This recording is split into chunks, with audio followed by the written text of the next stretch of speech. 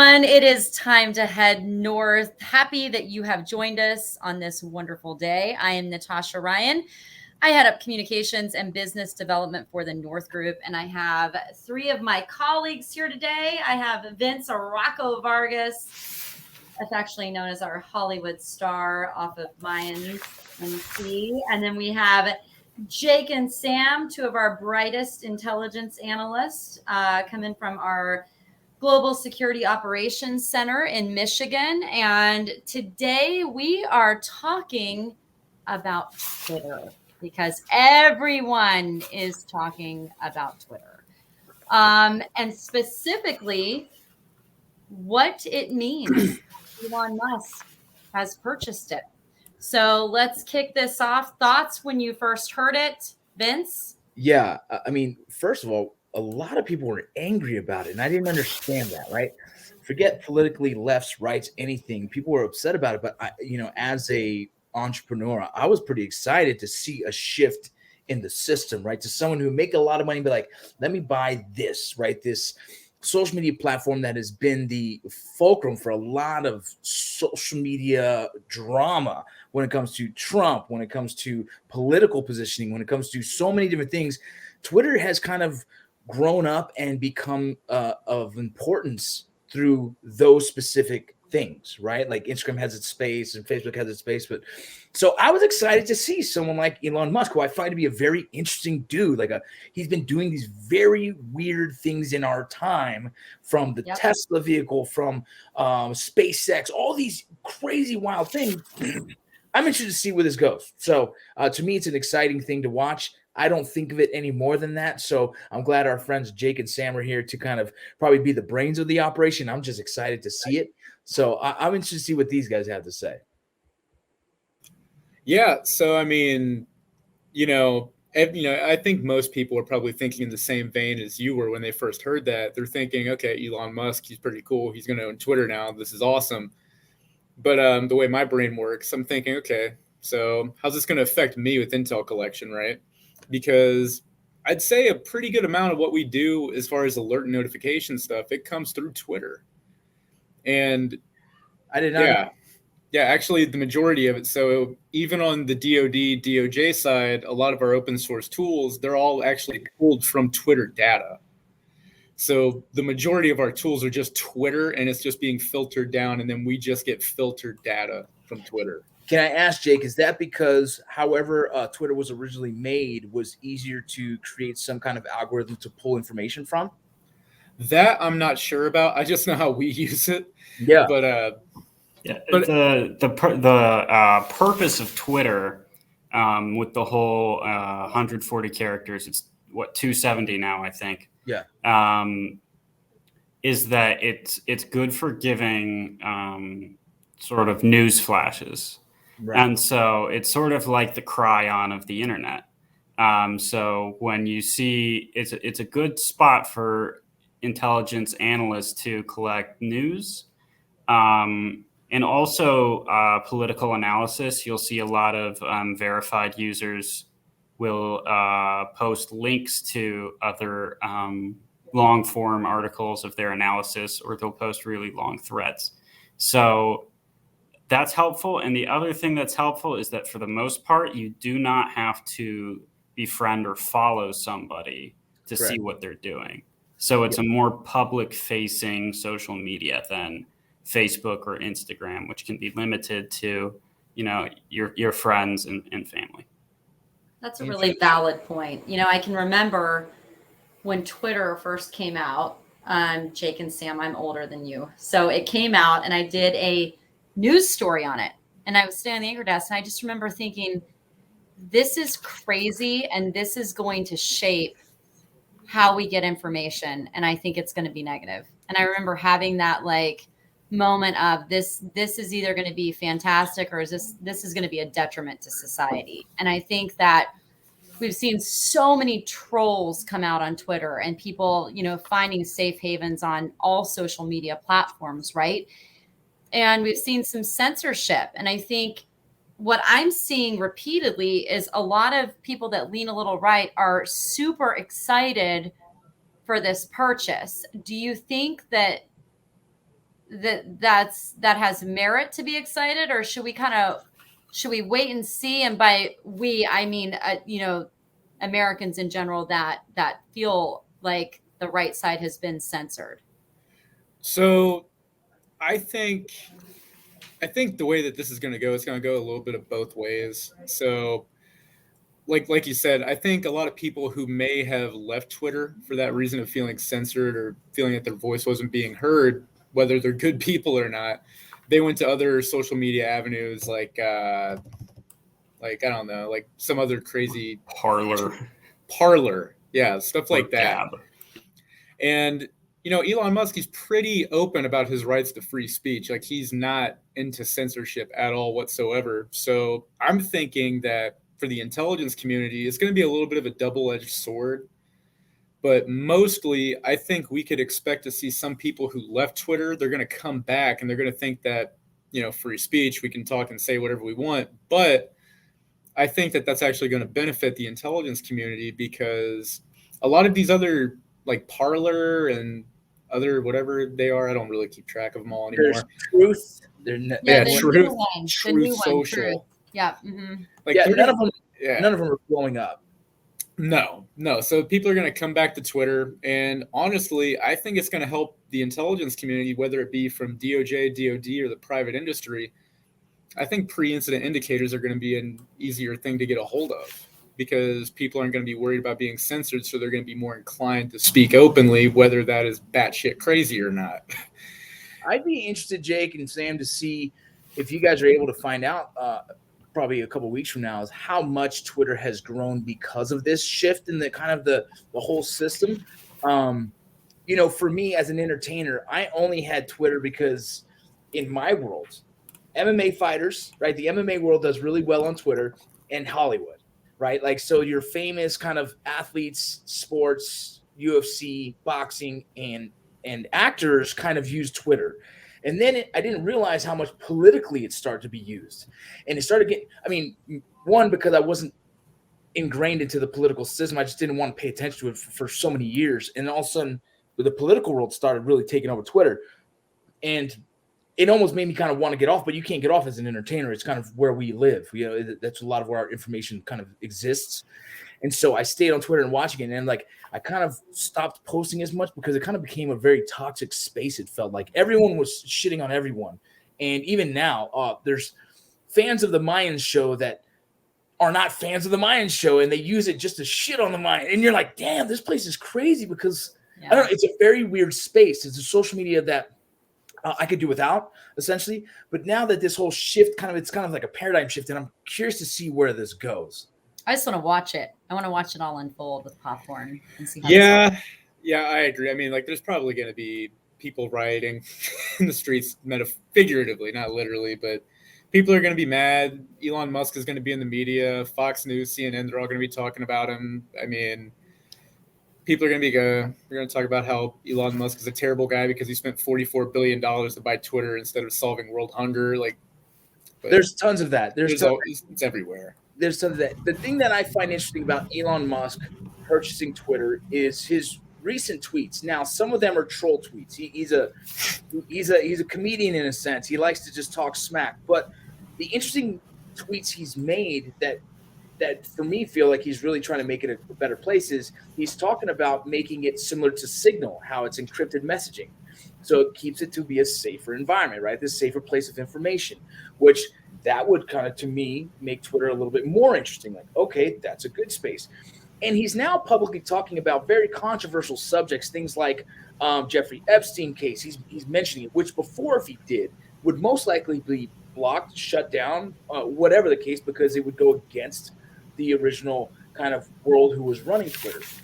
And so I find it to be interesting. And he is a big pro, free speech, but he mentioned just recently in another tweet, I personally follow him because I'm always interested in everything this guy has to say. He goes, I'm afraid of the far right just as much as I am of the far left, which was a really cool I saw statement. that. Yeah, it was a statement when you're like, oh, that's actually pretty cool that he said that publicly.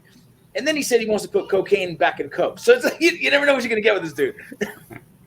Right. That's kind of what I was getting at earlier is I I think maybe there's this false sense of alignment for some people where I don't think he's aligned with a political party. He's aligned with free speech, and there is a difference.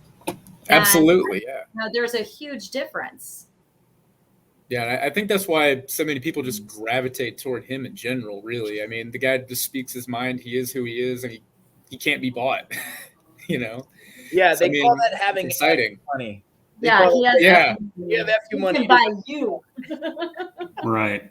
Sam, I'm curious to know your thoughts on what this can do in the political stage of coming up on the next elections and stuff like that, right? Because, Right. you know, there's all these things talking about Twitter, all these things. So I'm curious to know what you think about it all. Well, I think about an hour ago, he did this podcast, A Really Nice Gift, and he shared that he was talking about there are accounts, and I'll pull this up here. His tweet was, "We must clear out bots, spam, and scams.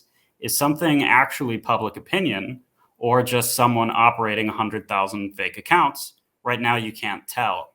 And algorithms must be open source with any human intervention clearly identified. Then trust will be deserved." So what he is getting at, I think we'll see if he follows through on it, but in the upcoming,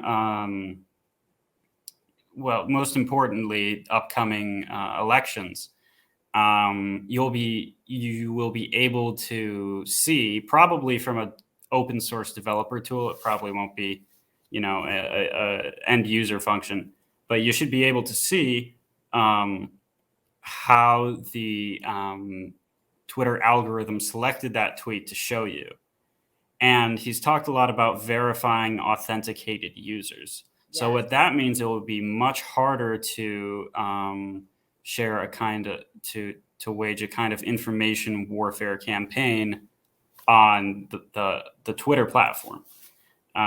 Because if every user has to be an authenticated user, then you can't make 10,000 bots to retweet this idea and sort of flood the space to the point you can't see any other opinions. Yeah, it's essentially just flooding it to the point where everything in your feed has to do with that subject instead of, which is interesting, which is great, and which is weird to me that it's never been done before. Right. And here's another question I have: like, if I don't know if you know this off the top of your head, I'm just kind of the whole thing. If he wanted to buy Facebook, what is Facebook, worth? What's the value of that? And I'm curious because Vince is already teeing up his next purchase. He wants to save the world through social media. Where do I put my money in my stocks is what I'm curious about. Right. I don't know I don't know on that one. I think Facebook, or Meta now, is such a bigger company than Twitter. Yeah. Twitter was mostly, I think, just the one platform. Meta, of course, has Facebook, Oculus, Instagram. And so that would be, I think that the likelihood of another kind of social media like that being privately bought is low. But what's really, really interesting when it comes to owning this social media is if you look at who Elon Musk bought the Twitter from, it wasn't just like he bought out all the shareholders. Some of the other majority shareholders were very influential people who had a lot to lose in terms of censorship. Most notably, the Prince of, I believe, Saudi Arabia was about a 10% shareholder in that. So when heads of state and other powerful people own portions of social media platforms, that there's obviously going to be a greater likelihood that Twitter data is being manipulated. So now there's also a chance that Twitter data will be manipulated in Elon Musk's favor. But I think that's the point about identifying the algorithms openly, is to sort of safeguard against that. So we'll see if that gets implemented. Who owns TikTok? It's Chinese. No, I think it used to be Chinese, but I think there's some American company bought it. It's wild because when you're talking social media, I've done social media marketing for so many years, and I honestly open up an account for any new social media platform that gets created because I'm kind of checking them all out. And I had a Musical.ly years ago for my kids. Like we just made these weird music things, which That's eventually, a fun app. Yep. well, it turned into TikTok. Yeah. So my old Musical.ly turned into TikTok, which I was tripped out by either way. Yeah. So I kind of reactivated it and checked it, and my social media numbers have blown the hell up. It just kind of grows because it's a different algorithm. It's a different beast. And so I've seen how it's been used to kind of now there's news sites on there, right? There's people talking about Roe versus Wade. There's this whole subject that just happened recently. And so it's become a really interesting place. I've watched a lot of the Ukraine stuff happen on TikTok, right? People like these independent reporters. And so just curious to see if there was a next one that Elon Musk would buy, that would probably be the one that would be the most of influence outside of the Facebook universe. Yeah. That's something to think about. Yeah. I mean, wonder what that would even look like. If you could actually buy that. I know. It's interesting. I mean, if you're going toe to toe with Facebook, which essentially what he's trying to do, it's kind of what it's going on. It's like, I'm going to be the place of the free voice, right? And if he's going to be the place of the free voice, he would probably have to capitalize a couple other social media platforms. And the only ones that sound realistic, next one would be TikTok, in my opinion.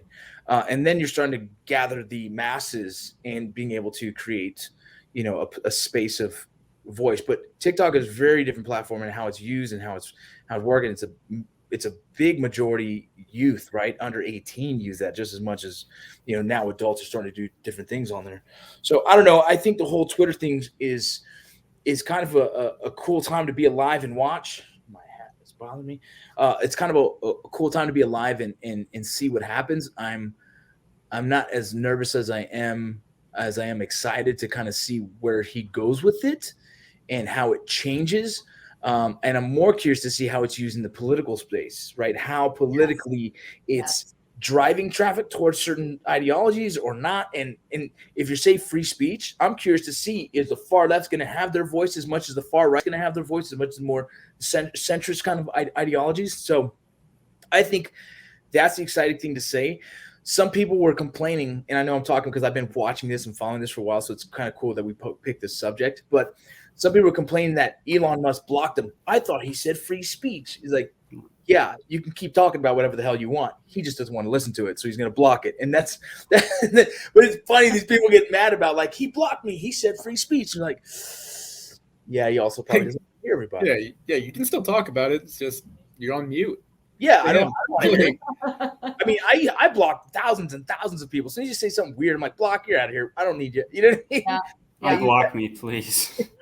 Sam's like, listen to me. Sam, yeah. But speaking of blocking, I think that possibly the most consequential thing that could come out of this would be if Donald Trump returned to Twitter. Because if he was on Twitter, back when he was on Twitter, he basically owned the space. Didn't matter if you like him or hate him. Whatever he said dominated Twitter. And he was funny, right? And he was good at making short, pithy comments. He was the biggest. Some of them were just, I don't even like his comments on Diet Coke are just, I've never seen a thin person drinking Diet Coke. I don't know why he said that, but it still dominates Twitter.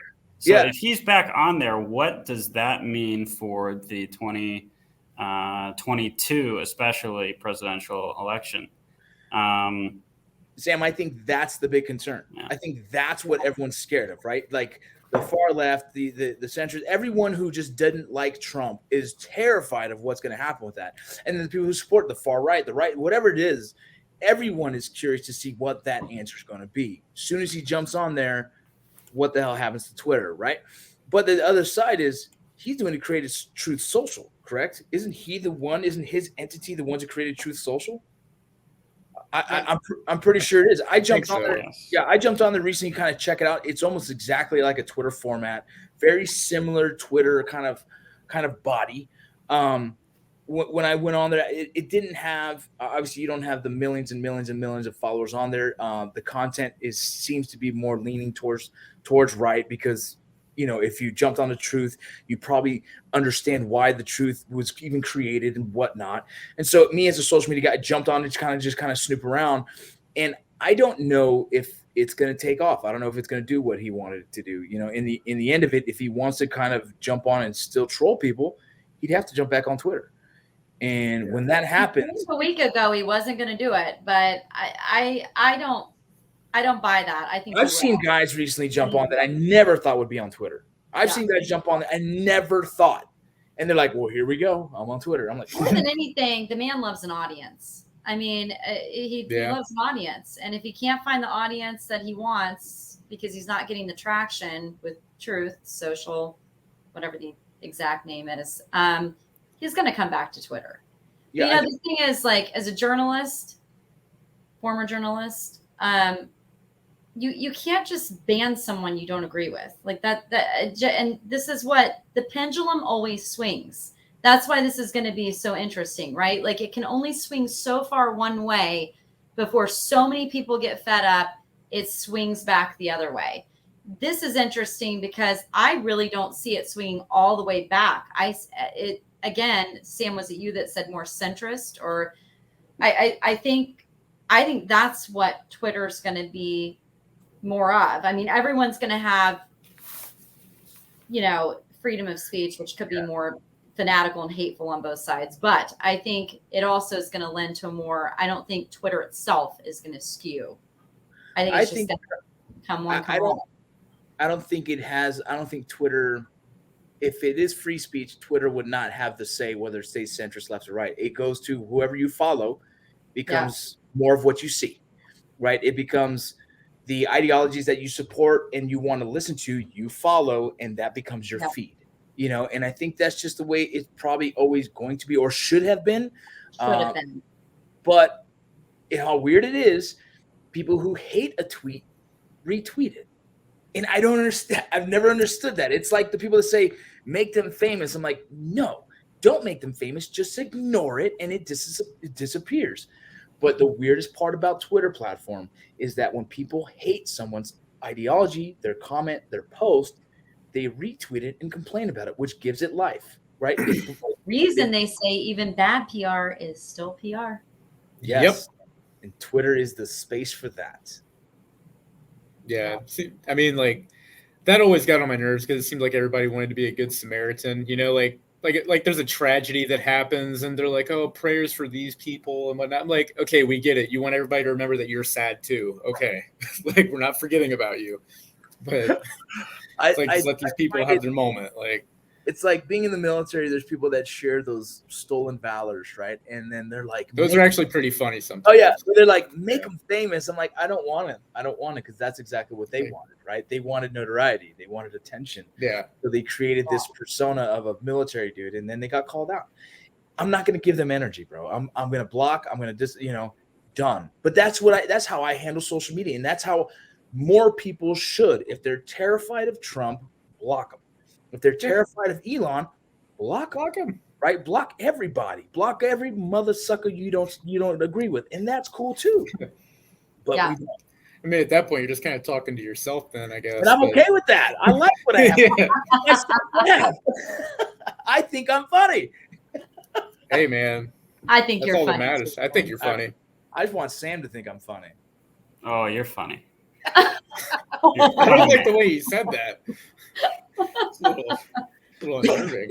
Is there something we should be concerned about billionaires buying businesses and the way this kind of happened? Is there something that should be a concern for I don't know, any other space? Is there something that why are people so nervous about this, right? Besides the whole Trump thing, besides the freedom of speech thing, besides the extreme left, is there something else that we should be concerned about? With billionaires buying up social media platforms, I mean, I think it all comes down to who's buying, I guess. But then again, it's like we can't really control that. So, I mean, I'm a weird guy. Like, I mean, if I can't control something, I just don't worry about it.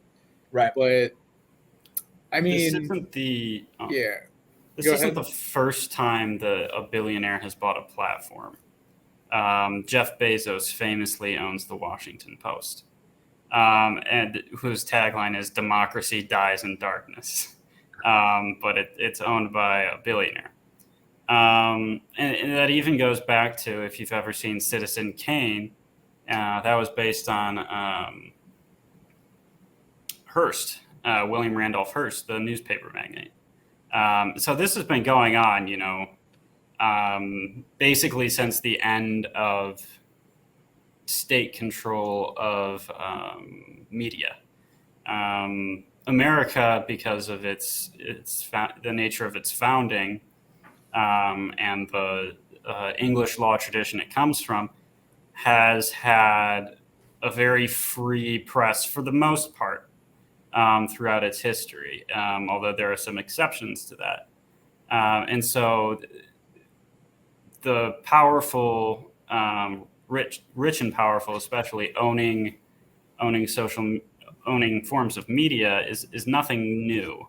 And so if we can continue to treat media the way that we have for the past, forever, but for the past 100 years, basically since Hearst, which is with a healthy dose of skepticism and verifying your sources. Yeah, but And that's if they don't own it, Vince, I mean, let's be real about the influence these billionaires have, that's the problem, right? The problem is that, the influence, right? Our biggest influencers of our time are social media, mainstream media, right? Movies, television, and social media. Social media snuck in there and owned its own space in there that we probably didn't expect in early on of social media, right? We didn't expect that it would be such a heavy platform of information. And it happened fast. And I was just happy to have a profile song on MySpace, but now it just doesn't change the game. So. I was making money creating spaces for people, dude.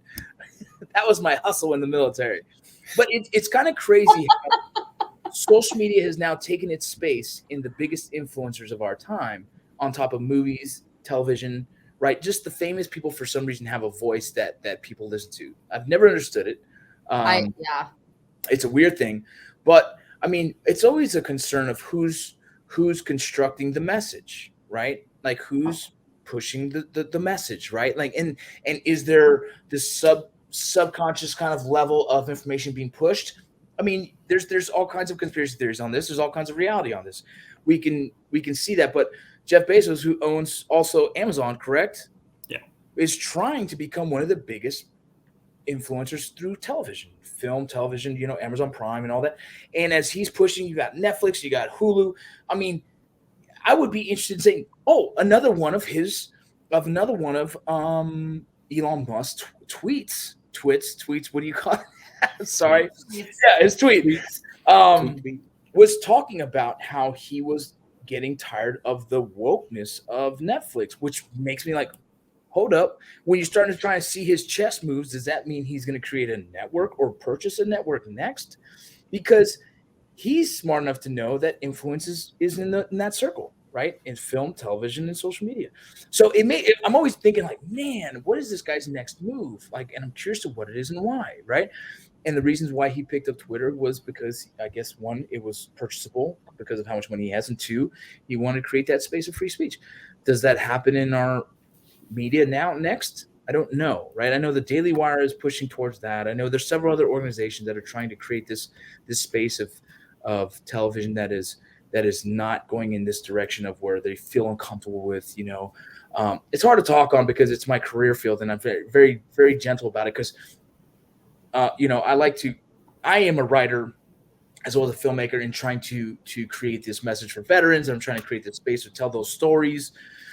So I understand my goals, but, with Elon Musk making those tweets, every tweet he puts out, I'm like, I wonder if that's a message, right? Is there something coming with that? And that's kind of how I've taken it recently, is like intrigued, concerned, and just kind of like sitting there watching the show as it happens, man. It's kind of wild. It is wild. You know what else is wild to think about? Having $44 billion to purchase something. I mean, think about his net worth. I mean, you have people that handle people that handle people. I mean, how many layers of people that handle people do you think he has? How many layers? It's a lot of money, dude. Absolutely. Yeah, that is a ton. And then, I mean, not just that he was able to purchase that, it didn't affect his life. Yeah, he was fine. Yeah, you're like, It's like, oh, it's like he went out and bought a can, like some like a jar of toothpaste or like or something. I don't know. I say a jar of toothpaste. yeah, I don't know where you're getting your toothpaste from, bud. I get it from the farmer's market, you know. He's making it fresh at home. Well, it's funny you say that, Jake. There's a book out there. I'm going to get the name of it, but it talks about marketing, and this is all part of influence, right? It talked about the original, back in the day, the marketing techniques they used for pushing toothpaste. That was the first big push of influence, was these old school photos of clean white teeth with a sparkle, and everybody wanted to have this sparkle. And so it was kind of like the initial push in social media, not social media, but mainstream marketing, was this smile with a spark, and it was toothpaste. It's back like in the World War II era. And that was the first time to see, like, dude, if you look at the truth about toothpaste, there is no real necessity for toothpaste. We can use baking soda to brush your teeth. It's fine, right? But when you start pushing this marketing aspect to it, you start putting this nice white smile, and everyone else like, my smile doesn't look like that. I need that, right? When you start pushing it that way, well, then you start getting the masses to believe they need it. And now, if you tell someone, I use all organic homemade toothpaste, they'd probably be like, ooh, why? Yeah, Right? like, what? That is the influence that's been put on us to believe the only thing that is good for your teeth is what comes out of one of these little paste things. And so, this is the beginning of this era of influence, and how society is just drawn into, this is what has to be because everyone else does it, and is why we're in this situation we are right now, where social media becomes this voice that everyone is influenced by. I find it to be interesting. I try and step outside of the box of that, and even me, I get pulled into it, like, ooh, those steaks look great at Texas Roadhouse. You see that commercial? You know what I mean? A steak's a steak. You know what I mean? Oh, I get pulled into the Instagram ads. I'm like, oh, that mascara does make your eyelashes look way longer. I ordered something for my buying it at midnight, going, what am I doing? I ordered something for my eyes from freaking TikTok. You know what I mean? Like, it gets Hey, man, TikTok's dangerous for the ads, man. It gets me too, but it's crazy that we're this machine. It's like Fight Club, and the main character, he's ordering all these things of IKEA because it's influence, right? It's just wild to me. And this is all part of social media. This is all part of this whole machine of all of us are kind of sucked into this world, and it kind of guides us, and which is a very scary thing. Who started this all? Did Tom start it? Was it Tom's fault? Was it MySpace? Tom didn't do nothing wrong, Natasha. Tom just minded his own Tom was business. my first social media friend. You're my first friend, yeah. Oh, yeah. Was MySpace the first social media out there? First I remember. I think didn't Facebook come first, but MySpace got the notoriety first? Well, Facebook was only available to if you were a college student at the time. Like you weren't in college and had a college. Okay. Yeah. Okay. Sam, was there another one before MySpace? I don't know. I don't know. I don't think so. I'm pretty sure MySpace is the first. Do you guys remember that call hotline? Do you guys ever have that in your town? Where you called where the parties were or something like that? See, I thought you were talking about something else. I thought you were talking about the advertisements that showed up after midnight. See, I'm thinking of something completely different, but yeah, sure. I'll say I know what you're talking about. It's crazy that MySpace isn't a thing anymore, and how Facebook could kind of capitalize this. Okay, so I just saw a funny ad, and I totally, like, when you said a song on MySpace, I thought you had profile songs, and then literally 2 days ago I forgot. Do you remember how they made you pick your top 8? Yes. People get offended. Oh, people get pissed. I'd be like, oh, I don't want to make this. Sam is so young. Sam is so young. He's like, what are they talking about? I'm not that much younger than Jake. Just Jake's an old soul. I have no idea what any of this is. The Army ages you differently. That's for sure. Well, back in the day, MySpace was the first kind of Facebook of its time. And it was a very easy platform to use. And actually, you can edit the background to fit your persona, right? Add music, add backgrounds. Mine was Dodgers, all that. And then Facebook became open to the public and became a very easily used platform that was kind of a more professional, more adult, more kind of like it just felt like more mature space, and it ended up taking over the space, or eventually MySpace, I believe, shut down and got bought by, I think, Justin Timberlake at one point owned it, and he tried to make it a music platform. It just never took off. It never took off again. After the first time, it never took off again. Facebook became Facebook. There was no other social media that could come behind it that would even match it. I know there's a few other small ones that tried. Like I said, in the same era of that, you had the Twitter, and then eventually, I think it was 2008 or 2009, Instagram came about, and eventually Instagram was purchased by Facebook. And so those are the social media platforms that have taken off in our time. And then you got, Snapchat is still a thing for usually the younger generation. That's what I never got into. I don't.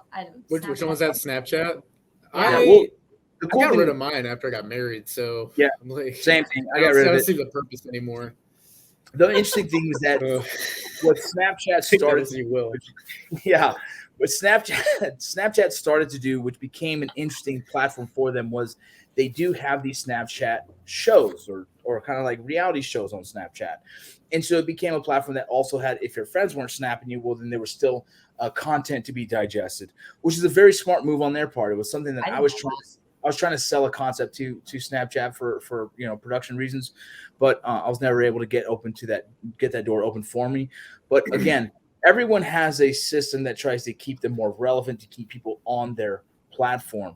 Like I said, I've gone onto Parler. I checked it out. I don't use it. You know what I mean? I've gone to Truth, checked it out. I don't use it. These are platforms. I use LinkedIn for business purposes. I love LinkedIn. That's my go-to. It's done really well to set up some really professional meetings for me and some real professional engagements. And there's a few military small ones. One called Rally Point I use, and it's a very, very heavy military veteran kind of space. But there's not much else that is relevant. What is it? Rally Point? That might be interesting to a lot of our colleagues. What is that one about? What do you do? Rally, same thing. It's a military Facebook kind of social platform. It shares military information. Jake, are you on that too? I'm not. I have a Vet TV subscription though. That's a veteran-focused production company, or I would say a production network, or whatever you would want to call that. So, yeah, I don't know. It's interesting to see how social media platforms live and exist, or what dies, and I'm curious to see what the future is for Twitter with Elon Musk at the head of it. Yep. Hey guys, thanks so much. This was a fun conversation. Appreciate your time. And of course, we have so many more podcasts just like this one on our website, tngdefense.com. And as always, if we can help you out with any and all things security related, please tap us. Thanks for joining us, everyone, and have a great day. Later, y'all.